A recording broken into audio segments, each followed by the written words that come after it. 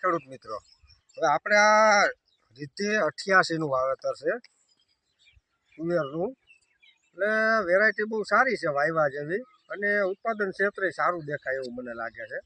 તો આ રીતે એનું લેબલ આવે છે રીતે 88, અને આપણે 20/7નું વાવેતર છે, 20 તારીખ અને 7મો મહિનો. હવે તુવેર તમે જો અત્યારે છે ને પાકમાંથી આવી ગઈ છે, કારણ કે હવે આ લગભગ મારું અનુમાન એવું છે કે આ 15-20 દિવસમાં તુવેર વઢાશે. એટલે આમાં જો તમે સિંગુનો ગ્રોથ બધું જોઈ શકો છો. તો ભાઈ આ રીતનું આમાં સિંગરોટું લાગે છે. તો આ રીતે સિંગુનો આનો ગ્રોથ તમે જોઈ શકો છો. તો ભાઈ આની અંદર છે ને આ રીતનું સિંગરોટાના લોથા બાંધી જાય છે. પછી એવું નથી કે ભાઈ આ તુવેર આમ તમે પહેલાં ઉસવાટ કરતા ને એવડી હતી, અત્યારે આ ઠરી ગઈ છે હાવ, અને જમરવાનો પ્રશ્ન નથી. પછી જો તમે આમ આગળ ગમે ત્યાં જોઈ શકો એમ. એક જ મિનિટ જો વેરાયટી બહુ સારામાં સારી ક્વોલિટી છે, અને 4 અને 5 દાણાની સિંગું થાય છે આમાં. 4 દાણા 5 દાણા 4 દાણા 5 દાણાની સિંગું થાય છે. અને હવે હું તો પાકમાંથી આવી ગયું છે. તમે આખે આખો ઘેરો જોઈ શકો છો કે આ આખે આખી તુવેર જે છે એ આપણે આમ એકદમ નમી ગઈ છે હાવ. આગળ તમે જોઈ શકો છો.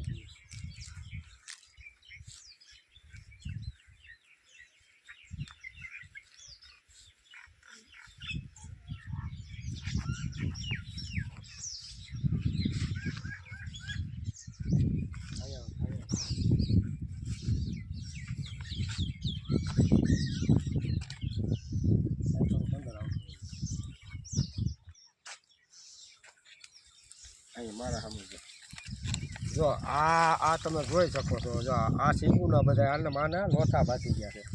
જો આ બધું સિંગરો છે આ બધું. પછી જો આમાં તુવેરની આમ ઊંચાઈ તમે ગણો ને તો આટલું આ જાય ઊંચી એટલી છે. એવું નથી કે ભાઈ આ નીચી છે એવું નથી. જો આ ઊંચાઈ એટલી છે. જો આમાં તમે ગમે ત્યાં આવો, આમાં તમે જોઈ શકો છો. જો જો આ બધી સિંગરોટાના આમાં છે ને લોથા બાંધી ગયા છે, અને આ એની ઊંચાઈ છે. આ બધી ઊંચાઈ છે. આ ઊંચાઈ છે તુવેરમાં ભાઈ. અને આ રીતે એમાં સિંગુનો ગ્રોથ આવે છે. આ રીતે સિંગુનો ગ્રોથ આવે છે.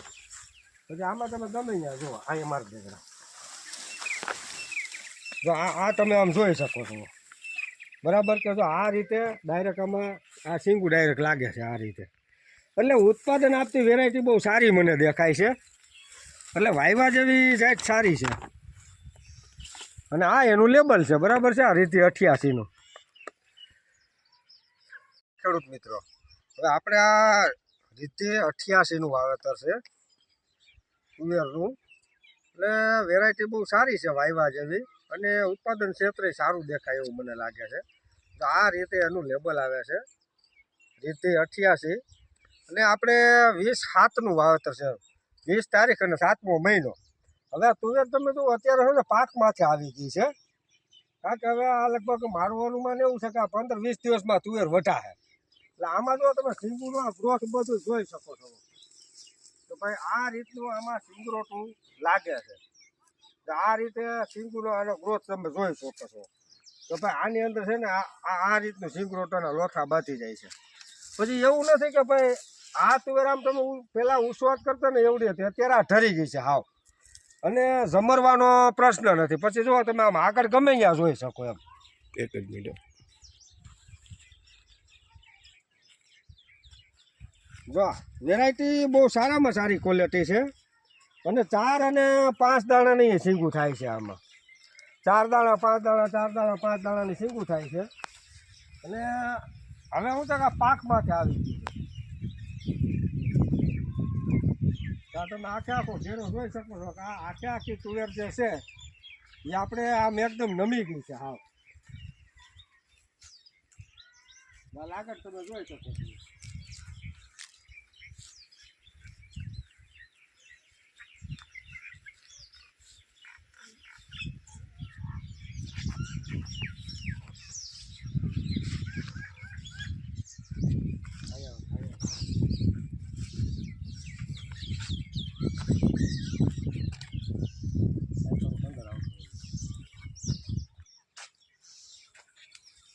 અહીં મારા સામે જો આ તમે જોઈ શકો છો. જો આ સિંગુના બધા આને માના લોથા બાકી ગયા છે.